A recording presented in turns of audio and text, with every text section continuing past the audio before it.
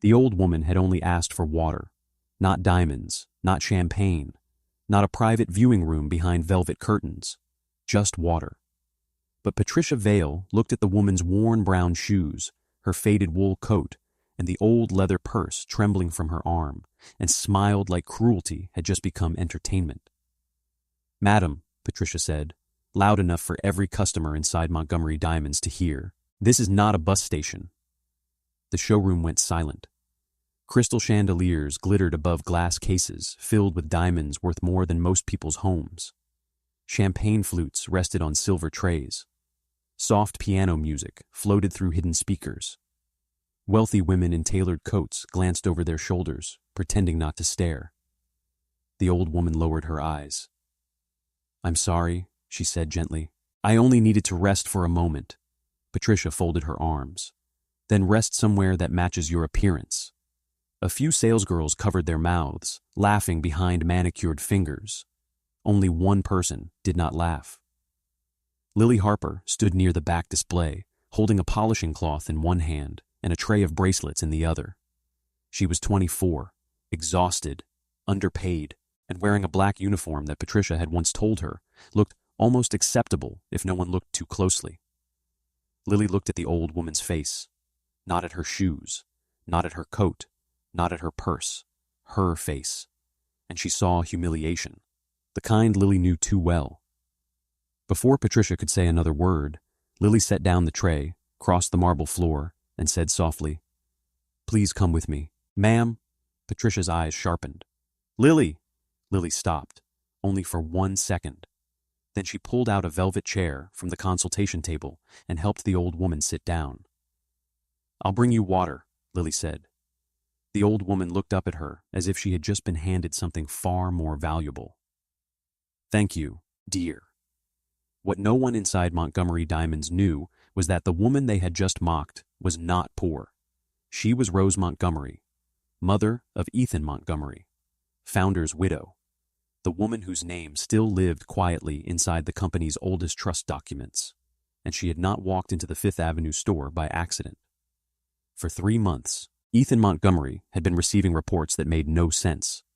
Very important person clients disappearing, private sales vanishing before closing, junior employees losing commissions they had clearly earned, old customers saying the Fifth Avenue store no longer felt like Montgomery Diamonds.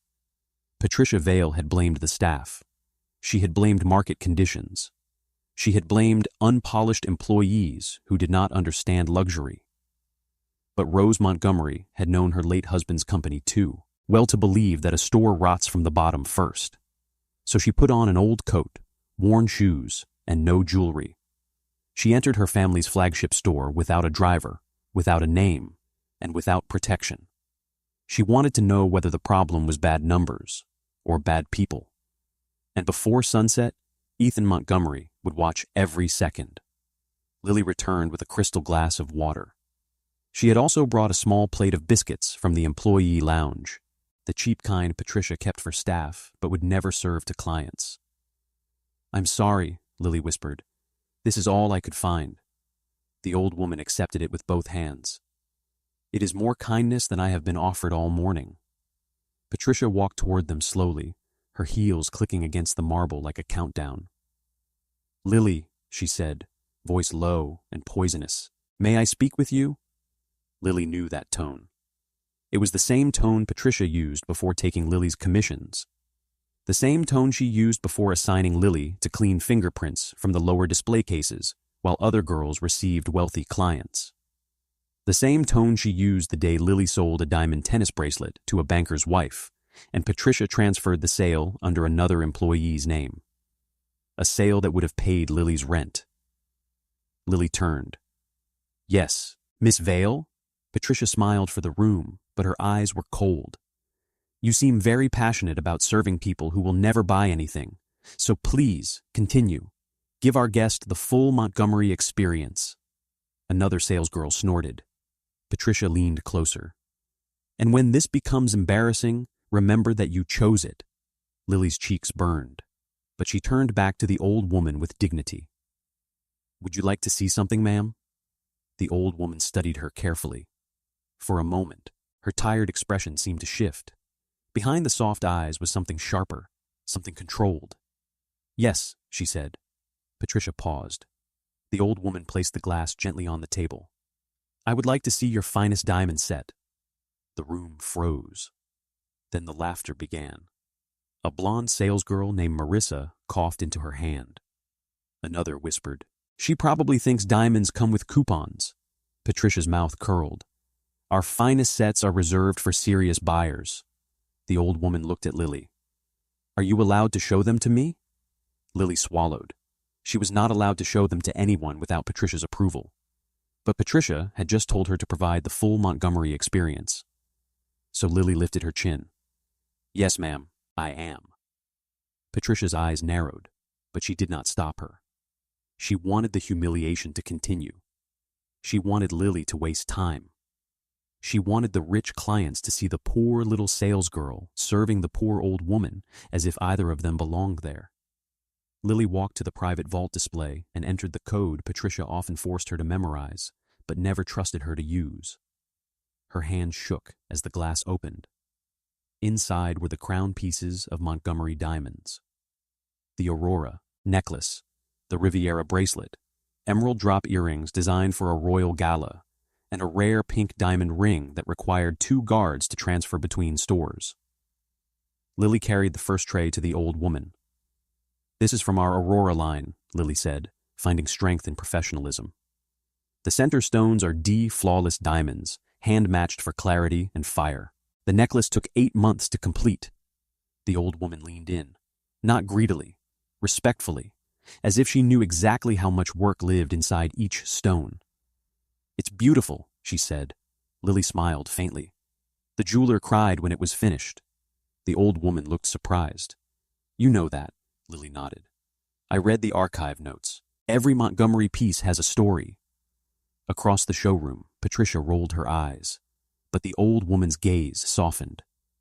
"Then tell me the story." So Lily did. She explained the necklace, the emeralds, the pink diamond ring. She told the old woman that the pink diamond had been set slightly off-center on purpose, because the designer believed perfection without character felt lifeless. For the first time that day, the old woman smiled fully. Customers stopped pretending not to listen. The laughter quieted. Even Marissa stopped smirking. The old woman touched the edge of the tray, careful not to touch the diamonds. "You love them," she said. Lily hesitated. "I respect them." "Why?" "Because people think luxury is just price," Lily said.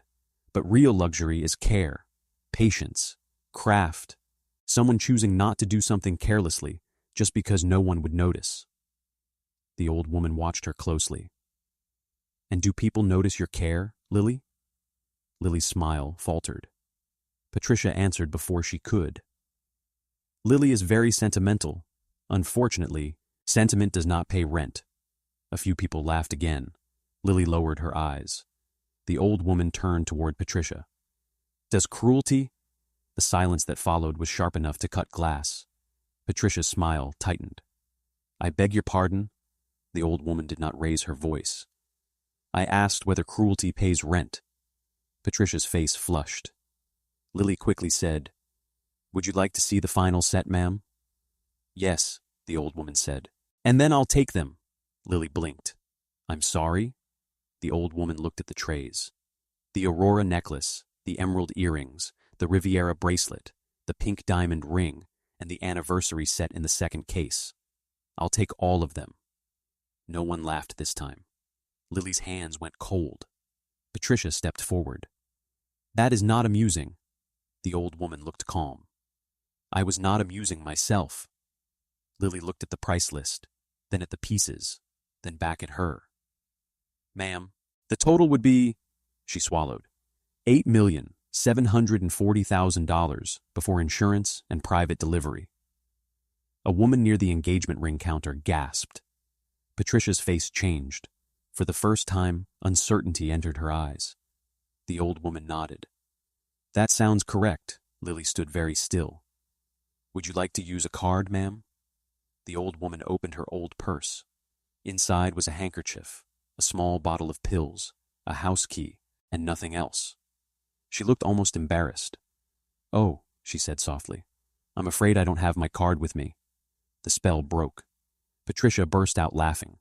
It was not a polite laugh. It was loud, ugly, and triumphant. "There it is!"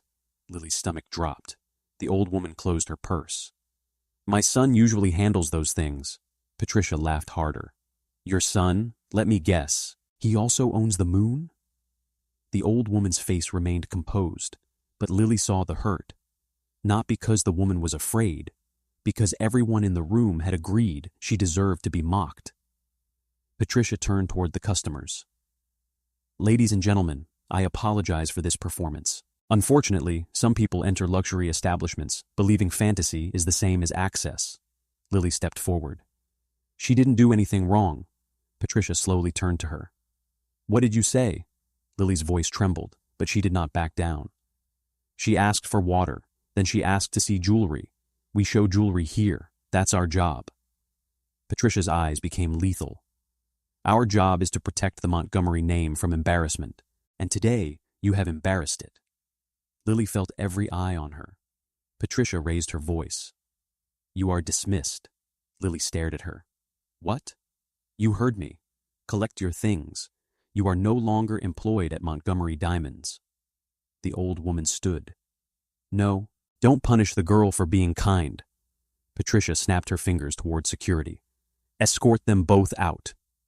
Two security guards approached, uncomfortable but obedient. Lily's throat tightened. She wanted to cry.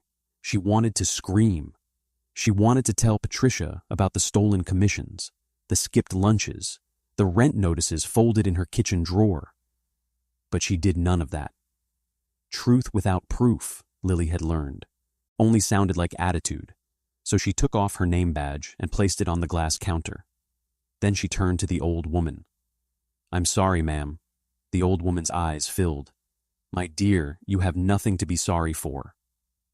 Outside, the cold afternoon air hit them like a punishment. The security guard closed the door behind them. Through the glass, Patricia was still laughing. Then the phone behind the main counter rang. Marissa answered it. She smiled once, then went pale. "Miss Vale," she whispered. "It's headquarters." Patricia rolled her eyes. "Tell them I'm busy." Marissa looked through the glass door, where Lily and the old woman stood in the cold. "It's Mr. Montgomery himself." The laughter died. Patricia turned slowly. For the first time that afternoon, she looked afraid. Outside, Lily stood on the sidewalk with her coat in her arms and $43 in her wallet. Her final paycheck would barely cover half her rent. She had no savings, no backup plan, no one waiting at home to tell her everything would be all right. The old woman looked down the street, uncertain. "I suppose I should call a taxi." Lily opened her wallet. 2 20s, 3 $1 bills. For a moment, her fingers hovered over the cash. Then she handed all of it to the old woman. "Please take this." The woman stared at the money. "No, dear, I can't." "It's getting cold," Lily said, "and you shouldn't be walking." "But what about you?" Lily forced a smile. "I'll be fine." The old woman's voice lowered. "Why would you give me your last money?" Lily looked back at the glittering store where she had just lost everything. "Because no one deserves to be thrown out like they're nothing." The old woman folded the money carefully in her palm. Then she touched Lily's hand. "What is your full name?" "Lily Harper." The woman repeated it softly. "Lily Harper." A taxi pulled up.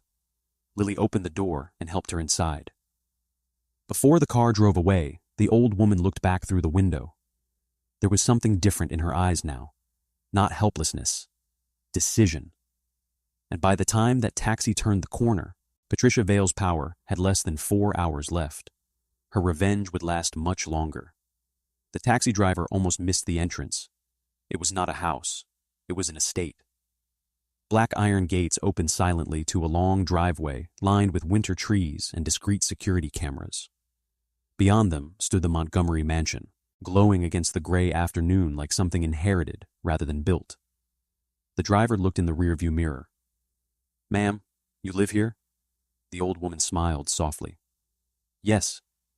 He glanced at the faded coat, the worn shoes, the old purse on her lap, and then at the mansion rising ahead of them. "I'm sorry," he whispered. "I didn't realize." She looked down at the folded bills Lily had given her. Neither did they. When the front doors opened, Daniel Brooks was already waiting in the marble hall. He was Ethan Montgomery's personal assistant, a man who had mastered the art of knowing everything before being asked. His expression changed the moment he saw her. "Mrs. Montgomery," he said, rushing forward. "Are you all right?" Rose Montgomery handed him Lily's $43. "Tell Ethan I found the girl." Daniel looked at the money, then at Rose. "What happened?" Rose walked into the hall without removing her coat. "What we feared," she said, "only uglier." Within minutes, Ethan Montgomery entered the sitting room. He was tall, composed, and dressed in a charcoal suit that looked less worn than engineered. At 34, he had turned Montgomery Diamonds from an old family house into a global empire. Investors admired him. Competitors feared him. Employees rarely saw him lose control. But when he saw his mother sitting quietly by the fireplace, still holding the folded money Lily had given her, his controlled expression cracked. "Mother," Rose looked up. "I went to the Fifth Avenue store today." Ethan's jaw tightened. "You went alone?" "I wanted to see how our people treat those who do not look wealthy." Daniel lowered his eyes. Ethan understood immediately. "What happened?" Rose told him everything, not dramatically, not angrily, worse, calmly. She told him about the water, the laughter, Patricia's insults, the girls mocking her shoes, Lily bringing her a chair, Lily showing her the jewelry with respect, Lily being fired for defending her. Then Rose placed the cash on the table. "And after losing her job, she gave me this so I could get home safely." For several seconds, Ethan did not move. Then he said, "Daniel, security footage, now." Daniel hesitated.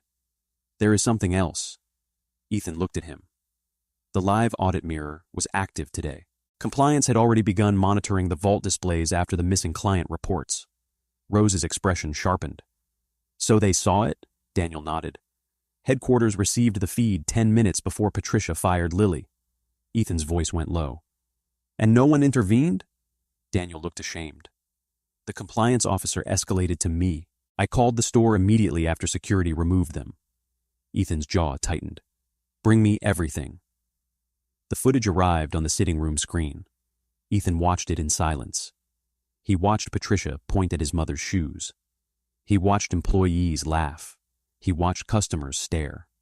He watched Lily step forward when no one else did. He watched Patricia fire her. Then he watched Lily hand Rose every dollar she had outside the store. Ethan paused the video. The screen froze on Lily's face, tired, humiliated, kind. Ethan stared at her as if the entire Montgomery empire had just been weighed against one simple act and found lacking. "Find her," he said. Daniel nodded. "And Patricia Vale?" Ethan's voice went cold. "Her access is frozen immediately. No emails deleted. No sales records altered. No commission files moved. Suspend her, preserve the camera footage, and lock every client reassignment from the last 12 months. Daniel looked up. "That may expose more than today." Ethan turned away from the screen. "Good." Lily had walked 6 blocks before her strength gave out. She sat on a bench outside a closed flower shop, her uniform coat wrapped around her shoulders, watching people hurry past with shopping bags and warm coffee. Her phone had 5 missed calls from her landlord. She did not call back. There was nothing to say. She had rent due in 3 days, an empty refrigerator, and no job. Her mother had died 2 years earlier after an illness that left Lily with medical debt and a fear of unopened envelopes. Her father had disappeared when she was a child. Every stable thing in her life had been built slowly, carefully, painfully, and Patricia had destroyed it in under a minute. A black car stopped at the curb. Lily stiffened. Daniel Brooks stepped out. "Miss Harper?" Lily stood immediately. "I don't have anything. If Patricia sent you—" "She did not." He offered a business card. "My name is Daniel Brooks. I work for Ethan Montgomery." Lily stared at the card. The name Montgomery felt suddenly heavier than the building she had just been thrown out of. "The chief executive officer?" "Yes." Lily took a step back. I don't understand. The woman you helped today asked to see you. Lily's heart began to pound. The old lady? Daniel's expression softened. Yes, Mrs. Rose Montgomery. Lily went still. The sidewalk noise seemed to fade. Montgomery? Daniel nodded. She is Ethan Montgomery's mother. Lily sat back down, not elegantly, hard. Oh my God, Daniel waited. Lily covered her mouth with both hands. Patricia had insulted the chief executive officer's mother. The salesgirls had laughed at the founder's widow. Security had thrown her out of her own family's store. And Lily had given a billionaire's mother $43. I didn't. No, Lily whispered. Daniel smiled faintly. That is precisely why she wants to see you. The mansion overwhelmed her. Lily tried not to stare at the marble staircase, the oil paintings, the chandelier that looked like frozen rain. She tried not to think about her scuffed shoes echoing across floors that probably cost more than her entire apartment building. Rose met her in the entrance hall.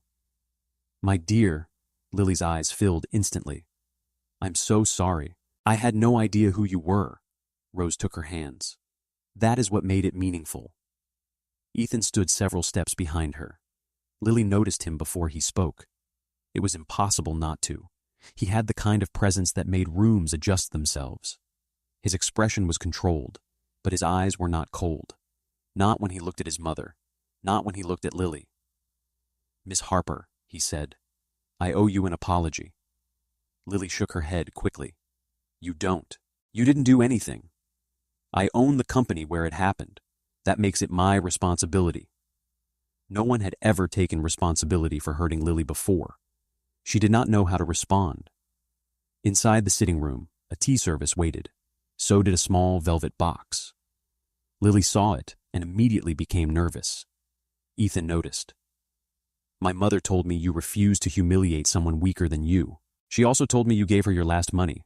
Lily looked down. It wasn't much. It was everything you had. The words landed softly, but deeply. Ethan opened the velvet box. Inside was a pair of diamond earrings. Lily stepped back. No, Rose smiled. Dear, no, Lily repeated, more gently. Please, I can't accept that. Ethan studied her. Then accept repayment for the taxi. He placed an envelope on the table. Lily did not touch it. I helped because she needed help, not because I thought someone would pay me later. Ethan's eyes sharpened with interest. Most people say that while reaching for the envelope. Lily met his gaze. I'm not most people. For the first time, Ethan almost smiled. No, he said. You are not. Rose looked delighted. Ethan closed the jewelry box. Then perhaps you will accept something else. A position. Lily blinked. A position? At Montgomery headquarters, client relations, product history, training eventually, if you want it. Someone who understands that luxury, without dignity, is only decoration. Lily's throat tightened. You don't even know me. I know enough to offer, not enough to trust blindly. Trust is earned on both sides. That honesty calmed her more than flattery would have. Lily looked at Rose. Rose nodded once, not pushing, just believing. Lily inhaled. I'll accept the job, she said, but not as charity. Ethan's gaze held hers. Then earn it. I will, Lily said. Then she hesitated. And I want my sales records reviewed. Ethan's expression shifted. Your sales records? Not just mine, everyone's. Patricia didn't only humiliate people. She stole from them. Daniel looked at Ethan. Rose's face hardened. Lily continued, her voice steadier now. She transferred commissions, reassigned clients, blocked junior employees from wealthy buyers. And some clients didn't disappear because we failed to serve them. They were redirected. Ethan became very still. Redirected where? Lily swallowed. I don't know yet, but I heard Patricia on the phone last month telling someone that old Montgomery clients were ready to be moved somewhere more exclusive. I thought she meant private appointments. Now I'm not sure. Daniel wrote something down. Ethan's voice changed. What else? There were client refusal forms with my name on them, Lily said. Forms saying I declined walk-in buyers because they didn't meet store standards. I never filled them out. I never refused anyone. Rose looked at Ethan. The room went cold. Because now the cruelty had shape. It was not only personal, it was paperwork. Lily said quietly, "If you're auditing Patricia, audit everything. Commissions, client reassignment logs, refusal reports, private appointments, contractor approvals, and anyone outside the company who benefited when Fifth Avenue looked broken." For a moment, no one spoke. Most people asked Ethan Montgomery for protection. Lily Harper asked him for evidence. Ethan nodded slowly. "You'll have access through Daniel." Lily's eyes widened. "You believe me?" "I believe patterns," Ethan said. "And I believe people who ask for records when revenge would be easier." Lily lowered her gaze. She did not know yet that accepting Ethan's offer had just made her visible to the one woman in New York who had been waiting for the Fifth Avenue store to fail. Patricia Vale had only been the first woman to hate Lily openly. The second had better manners, better diamonds, and far more dangerous friends. At headquarters, Lily arrived early and left after most lights had gone dark. She learned the stones, the clients, the archives, and the quiet rules of old money. She learned which clients wanted history, which wanted status, and which wanted to be treated like they were still human beneath all that wealth. She learned fast, too fast for some people. Within 2 weeks, department heads knew her name. Within a month, clients began asking for the young woman who knows the stories behind the stones. And Ethan noticed. He noticed that Lily remembered assistants' names, corrected mistakes privately, praised people publicly. Wealthy clients tried to test her, and she answered with grace instead of fear. But Lily was not only learning diamonds, she was learning the damage Patricia had left behind. Commission reports with strange transfers. Sales Lily had closed under Patricia's name. Junior employees with impossible performance reviews. High-value clients quietly reassigned before bonuses were due. Refusal reports submitted under employees' names without signatures. Private appointment notes that disappeared from Montgomery's system and appeared days later in the hands of a boutique called Monroe Atelier. That name mattered. Monroe Atelier was not officially a competitor, not publicly. It was described as a cultural luxury initiative funded by the Monroe Foundation. Private jewelry curation, legacy acquisitions, invitation-only consultations. But 3 of Montgomery's oldest clients had purchased there within 2 weeks of being marked inactive at the Fifth Avenue store. And one of Monroe Atelier's silent advisors was Cassandra Monroe. One evening, Daniel Brooks found Lily alone in a conference room surrounded by spreadsheets. "It's after 10, he said. Lily did not look up. "Did you know Patricia was stealing commissions?" Daniel paused. The audit suggested irregularities. Lily turned the laptop toward him. "It wasn't just from me, at least 5 employees, maybe 7. Daniel studied the screen. "How did you find this?" "I remembered dates, faces, pieces sold. People think assistants don't notice because we're quiet." Daniel's expression shifted into respect. Lily clicked another tab. "And this is worse." Daniel leaned closer. The file showed 3 columns. Montgomery client, Fifth Avenue refusal report, Monroe Atelier private purchase. Daniel's face changed. "Where did you get this?" "Public charity acknowledgments, event photos, social pages, shipment records attached to private insurance filings. People hide theft badly when they think no one poor understands paperwork." Daniel looked at her. "May I show this to Mr. Montgomery?" Lily hesitated, then nodded. "But include the others, not just me." "You could use this to make yourself look good." Lily closed the laptop. "I'd rather use it to make sure no one else gets robbed." Daniel carried the report to Ethan. That night, Ethan read Lily's work twice. By morning, Patricia Vale was no longer merely suspended. She was under formal investigation. And Cassandra Monroe's name had entered Ethan Montgomery's office for the wrong reason. Patricia did not cry when the suspension became formal. She made 3 calls, one to a lawyer, one to a former client who hated being embarrassed, and one to Cassandra Monroe. Cassandra answered from a private luncheon overlooking Central Park. "She found the client trail?" Cassandra asked. Patricia gripped the phone. She found enough to become a problem. Cassandra stared into her champagne. And Ethan? He's looking. Cassandra smiled slightly. Then we stop him from looking at the records. How? We give him something more emotional to look at. Patricia went quiet. Cassandra continued.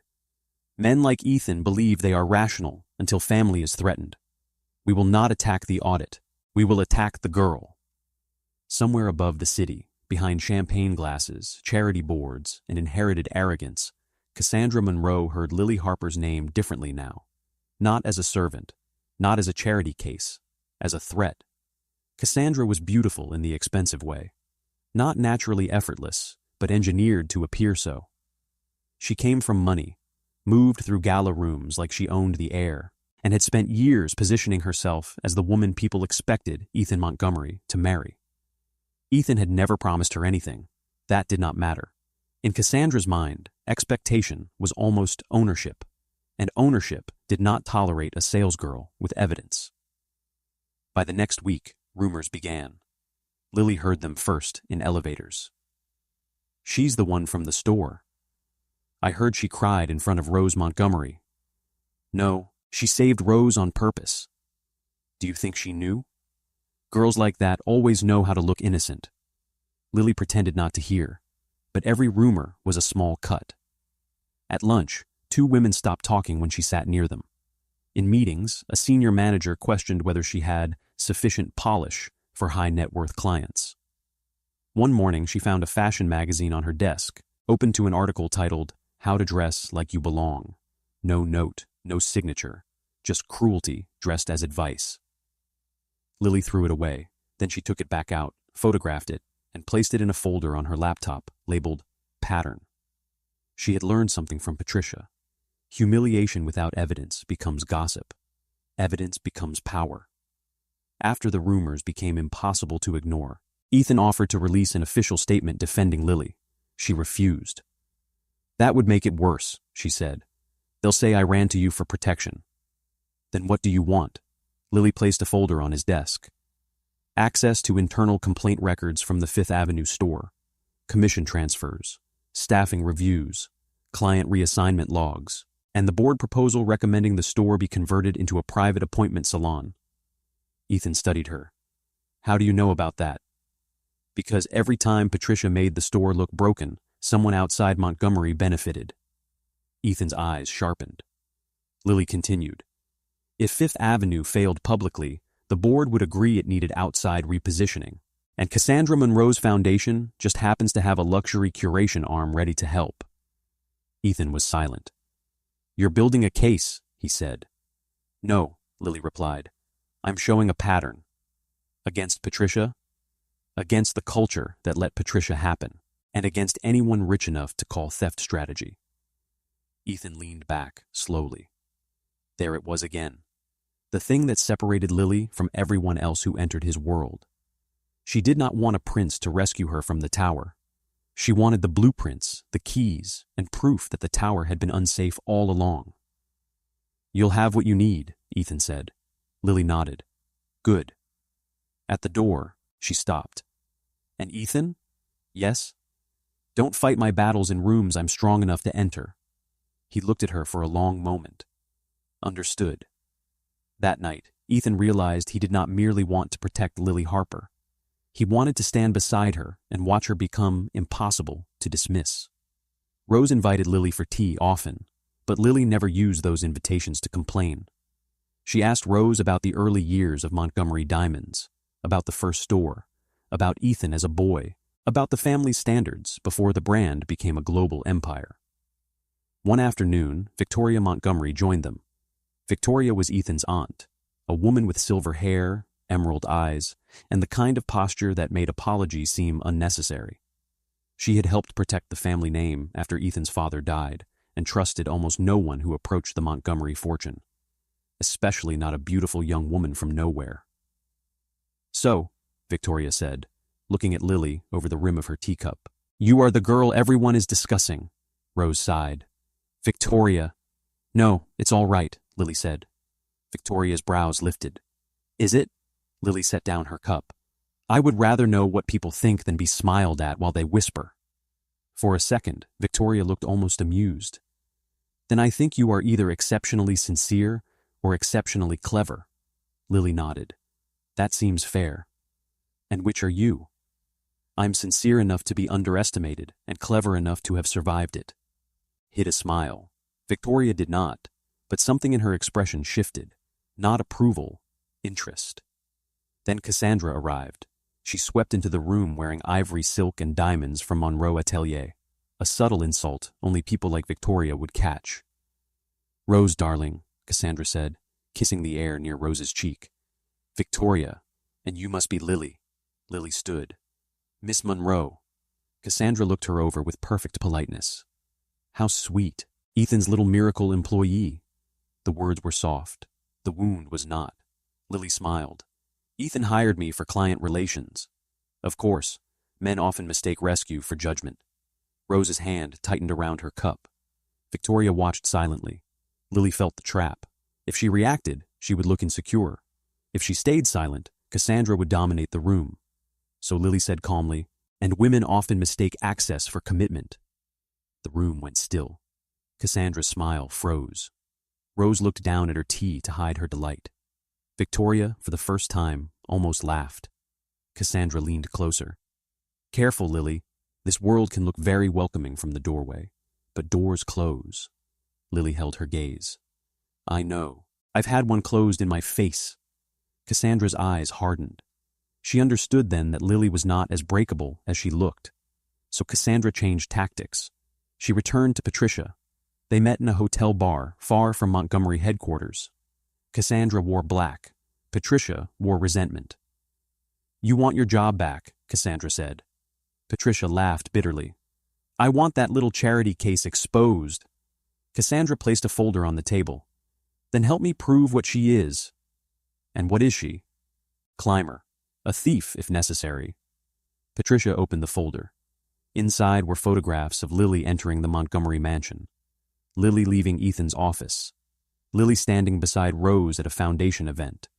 Copies of old refusal reports with Lily's name forged at the bottom.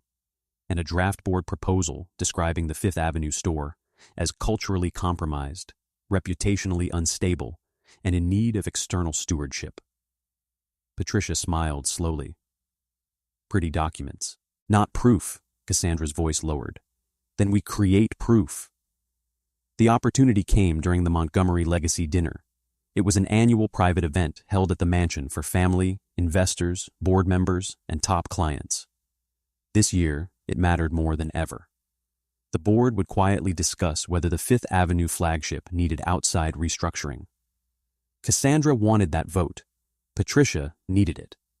Because if Fifth Avenue was declared broken, every suspicious transfer, every lost client, every falsified refusal report could be buried under one elegant explanation. The store failed. The old model failed. Patricia had simply seen it first. Rose had insisted Lily attend because Lily had helped organize the historical jewelry exhibition for the evening. The centerpiece was the Montgomery star, a rare diamond brooch that had belonged to Ethan's grandmother. It was not the most expensive piece the family owned, but it was the most sentimental. Lily knew the story by heart. Ethan's grandmother had worn it the night the family reopened their first store after nearly losing everything.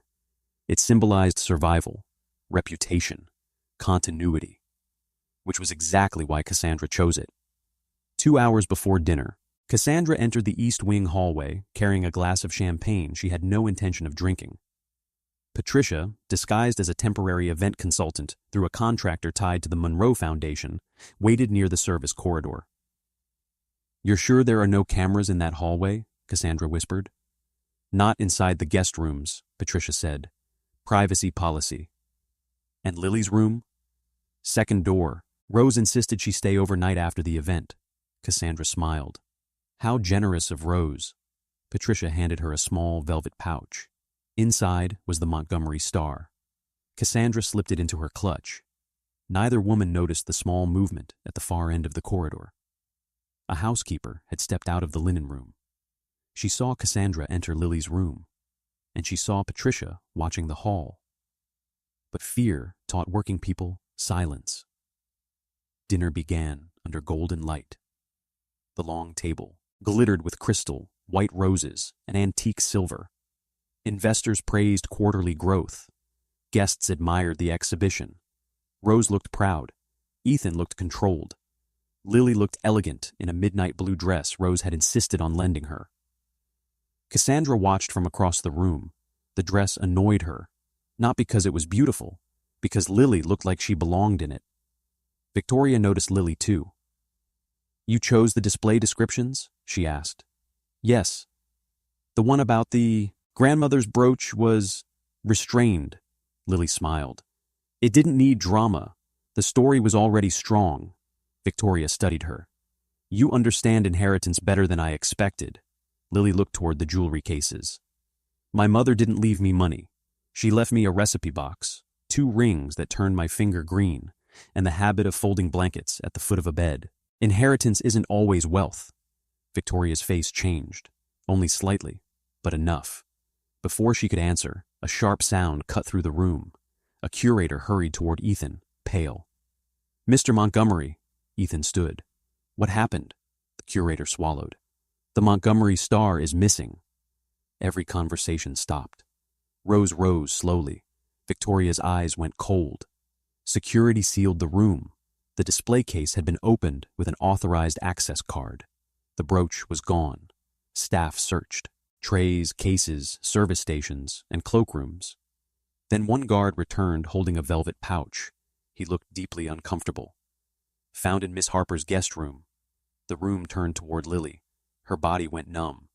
"That's impossible." Cassandra covered her mouth. "Oh, Lily." The pity in her voice was worse than accusation. Victoria stepped forward. "You had access to the exhibition notes. You knew the piece's significance." Lily looked at Ethan. He was watching her, but not with anger, with calculation. Lily whispered, "I didn't take it." Cassandra's eyes glistened beautifully. "No one wants to believe you did." Patricia, standing near the service staff, lowered her gaze to hide a smile. Victoria's voice was quiet. "Sometimes gratitude becomes expectation, and expectation becomes entitlement." The words hit Lily harder than the accusation. Rose said, "No, Lily would never." Victoria turned. "You don't know that." Ethan raised a hand. "Enough." His voice was not loud, but everyone obeyed. He looked at the guard. "Who found it?" "Security sweep, sir." "Who ordered the sweep of guest rooms?" The guard hesitated. "Miss Monroe suggested it might be necessary." All eyes moved to Cassandra. She straightened. "I was trying to help."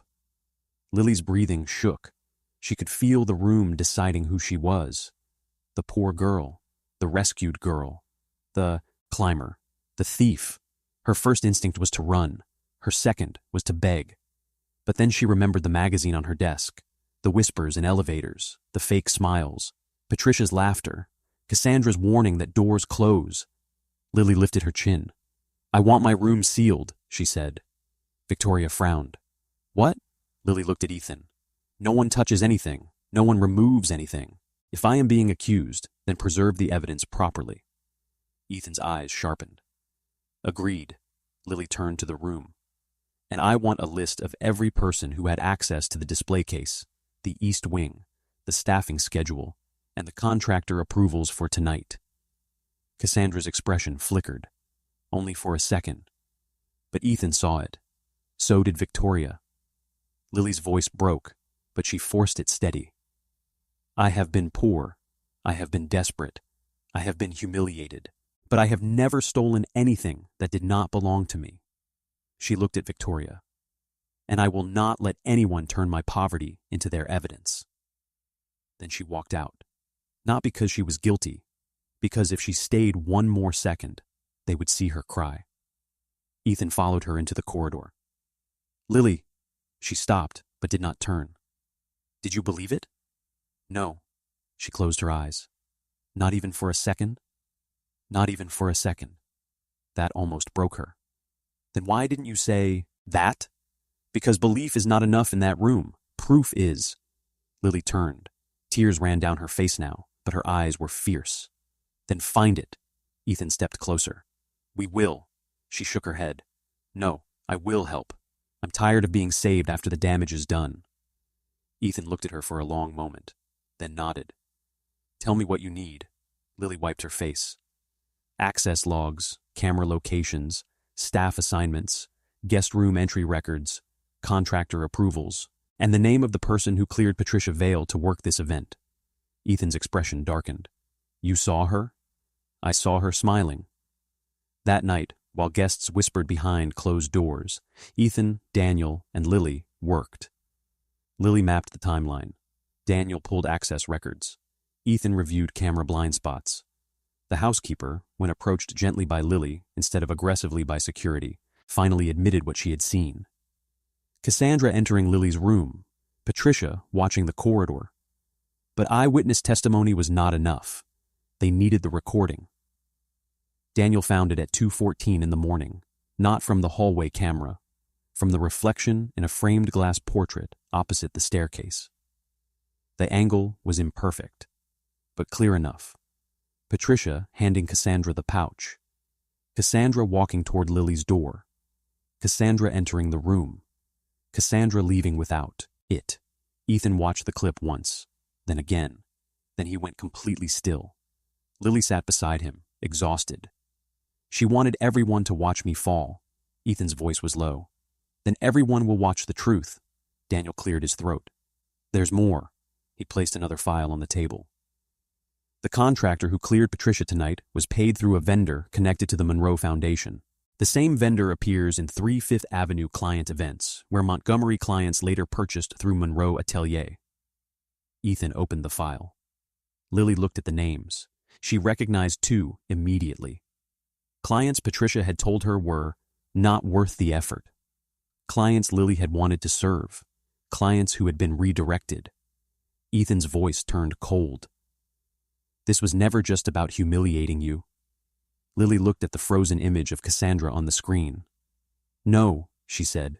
It was about making the store look broken enough to steal. The next evening, the legacy dinner reconvened. Officially, it was to reassure investors that the stolen brooch had been recovered. Unofficially, Cassandra arrived expecting Lily's final humiliation. Lily wore a simple black dress, no borrowed diamonds, no dramatic entrance. Her hair was pinned back, her face pale but composed. Cassandra approached her before dinner. You're brave to come back. Lily looked at her. No, I'm finished being chased out of rooms, Cassandra smiled. Careful, pride makes poor girls careless. Lily's gaze did not move. And entitlement makes rich women predictable. Cassandra's smile died. At the end of the first course, Cassandra stood. Ethan, before we continue, I think we owe your family honesty. Victoria looked sharply at her. Cassandra placed a hand over her heart. It pains me to say this, but the Montgomery name deserves protection. Many of us welcomed Lily because Rose believed in her. But kindness can be exploited. Access can be abused. And sometimes people mistake proximity to wealth for ownership of it. The room murmured. Lily sat still. Ethan did not stop Cassandra. That frightened her for the first time. Cassandra continued. The Fifth Avenue store has already suffered from poor judgment, declining standards, and reputational instability. Perhaps the kindest solution is to allow Lily to leave quietly before this becomes a legal matter. Then she placed a folder on the table. And perhaps the board should revisit the restructuring proposal before more damage is done. There it was. The theft, the accusation, the business move hidden inside the scandal. Lily stood. Her hands were trembling under the table, but her voice was calm. You're right about one thing. The Montgomery name deserves protection. Cassandra's brows lifted. How gracious of you to understand. Lily looked toward Ethan. Now. The lights dimmed. A screen lowered at the far end of the dining room. Cassandra's face drained before the footage even began. The room watched in silence. Patricia handing Cassandra the pouch. Cassandra entering Lily's guest room. Cassandra leaving empty-handed. The clip ended. No one spoke. The silence was not empty. It was judgment. Ethan stood. Cassandra Monroe, you planted my grandmother's brooch in Lily Harper's room to frame her for theft. Cassandra looked around desperately. That footage is misleading. Ethan's voice turned colder. Daniel has the access logs, the housekeeper's statement. The staffing record showing Patricia Vale was added through a contractor connected to your foundation, and messages between Patricia and an account registered to Monroe Atelier.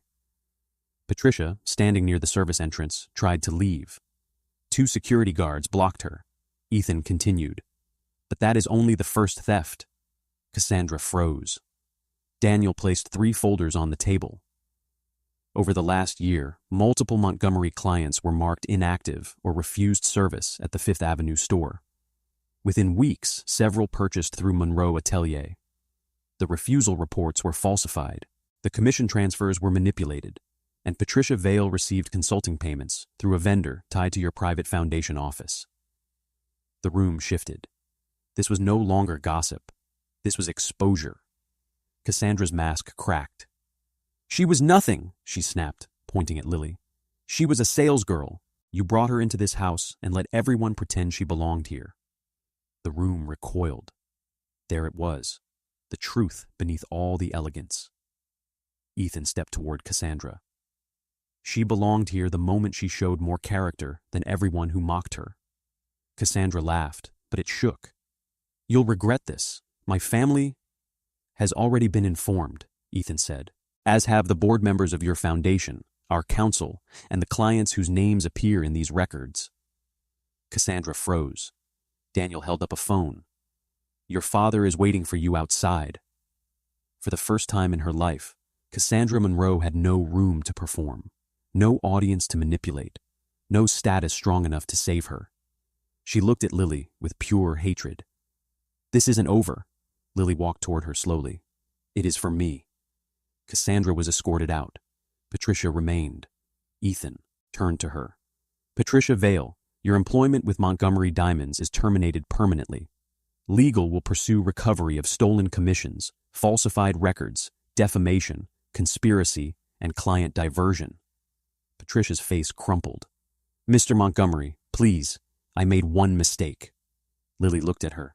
No, you made people feel small every day because it made you feel powerful. Patricia opened her mouth, but no words came. Lily stepped closer. You stole money from assistants who needed rent. You laughed at customers who didn't dress rich enough. You humiliated a woman who asked for water. You helped steal clients from the company that trusted you. And when consequences came, you tried to frame me. Patricia's eyes filled with tears. Not remorse, fear. Lily's voice softened. That is not one mistake. That is who you became. Security took Patricia away. Victoria rose slowly. Her face was pale. She walked toward Lily. For a moment, Lily expected another accusation.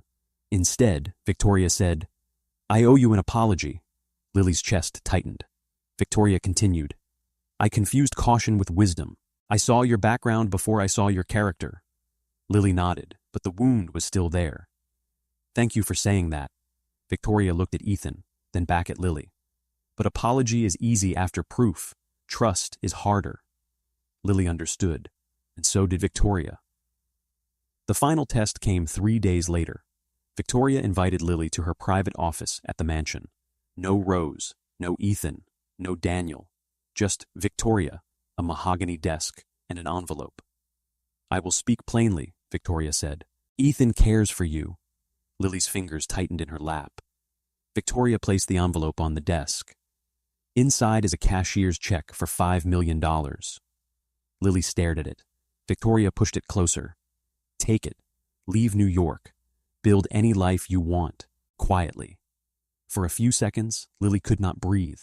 $5 million could erase every debt she had ever feared.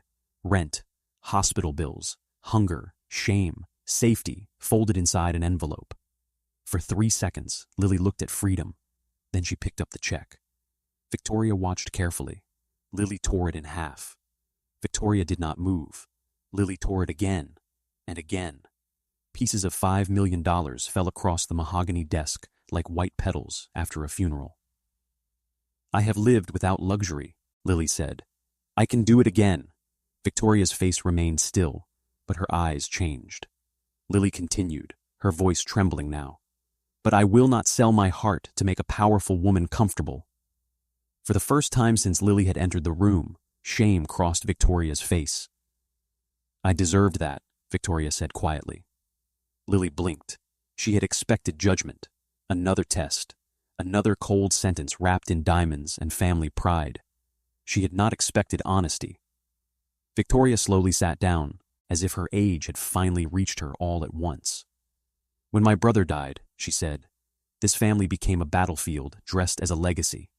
I watched women, men, friends, relatives, lawyers, and lovers circle Ethan like he was not a grieving son, but an inheritance with a pulse. Her voice weakened. I told myself I was protecting him. But somewhere along the way, protection became suspicion. Suspicion became cruelty, and cruelty began to feel like wisdom. Lily said nothing. Victoria touched one of the torn pieces of the check. You were right. I wanted control. Lily's eyes filled, but she kept her spine straight. I can forgive fear, she said. But I won't live under it. Victoria nodded slowly. Nor should you. A silence passed between them, not warm yet, but honest. Then Victoria said, Rose saw you clearly from the beginning.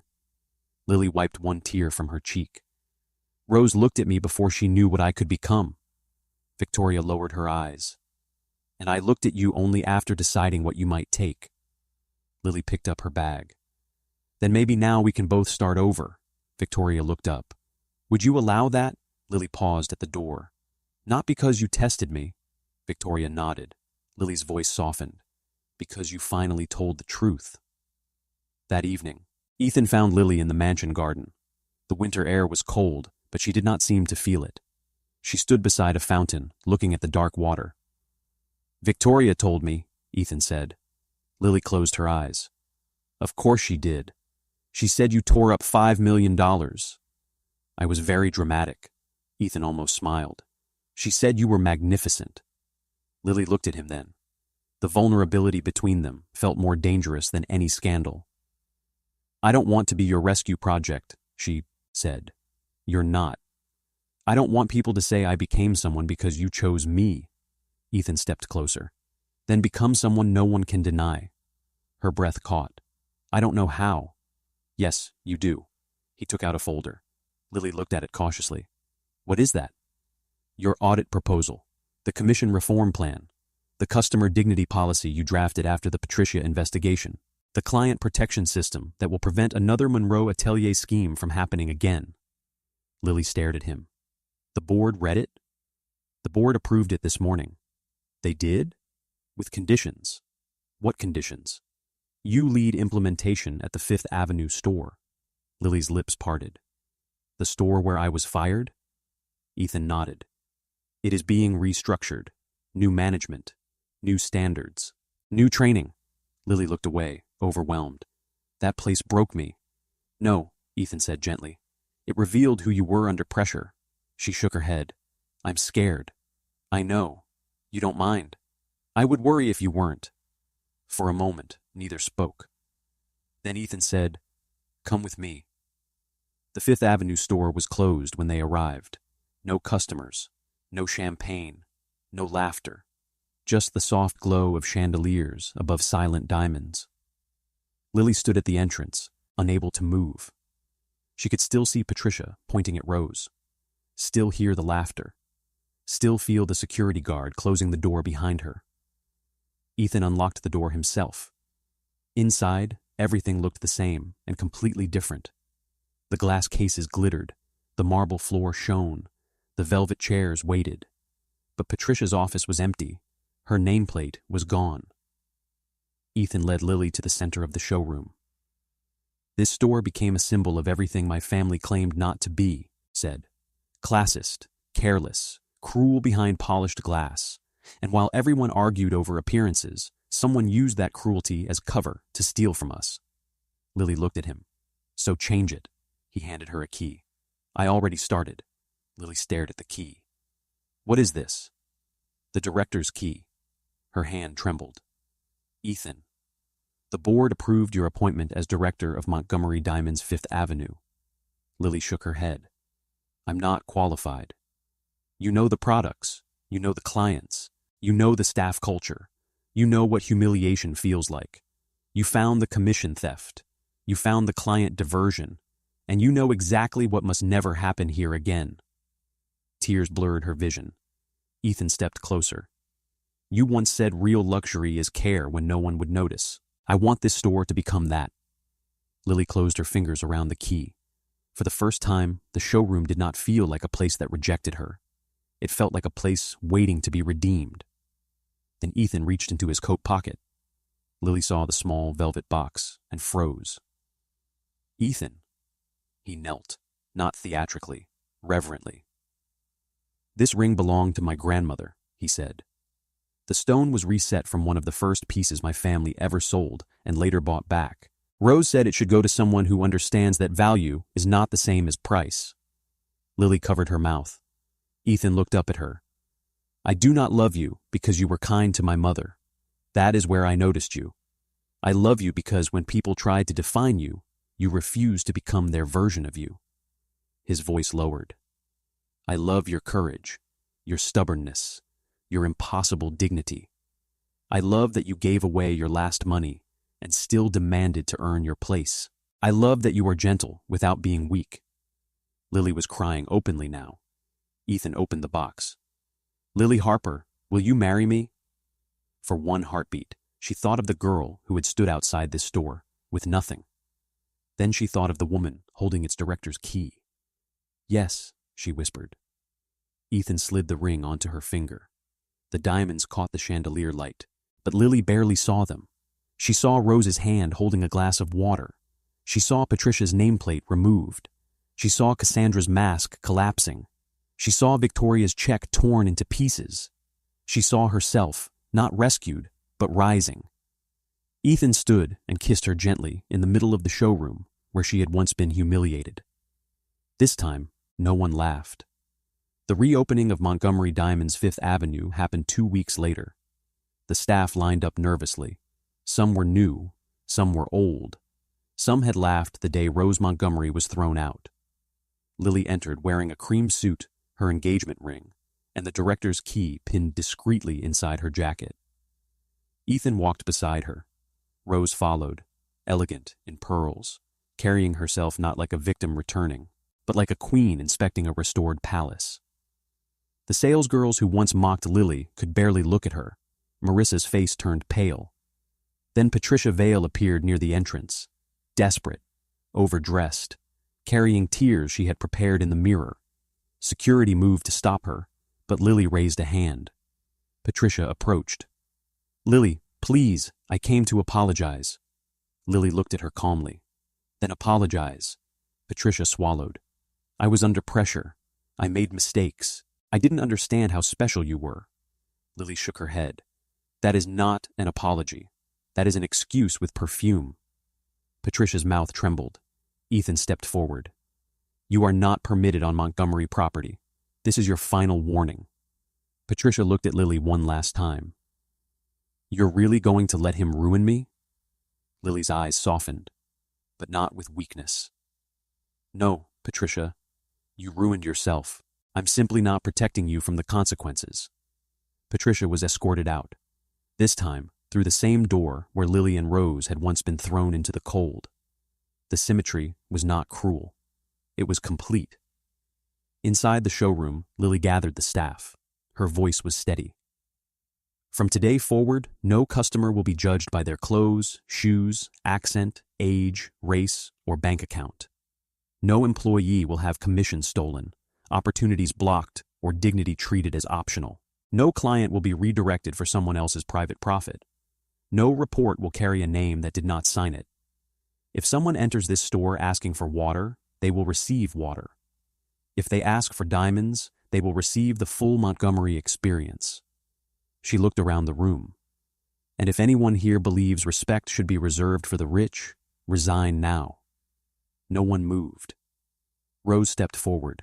She opened a velvet box. Inside was a simple diamond brooch, smaller than the Montgomery star, but older. This belonged to the first woman in our family who worked behind a jewelry counter, Rose said. She was told she smiled too much, knew too little, and would never understand serious business. Rose pinned the brooch to Lily's jacket. She built the first loyal client list this company ever had. Lily touched the brooch. Rose smiled. You proved that kindness is not weakness. It is judgment. It is discipline. It is character. Clients began entering the store. One of the first was an elderly man in a worn coat. A junior salesgirl glanced at his shoes. Then she looked at Lily. Lily looked back. The girl walked forward immediately. Good morning, sir, she said warmly. Would you like a place to sit? Lily smiled. Because something had changed. Not the diamonds, not the chandeliers, not the marble floor, the standard. Patricia had thought luxury meant deciding who belonged. Cassandra had thought wealth meant owning every room before entering it. But Lily Harper had learned the truth on the coldest sidewalk of her life.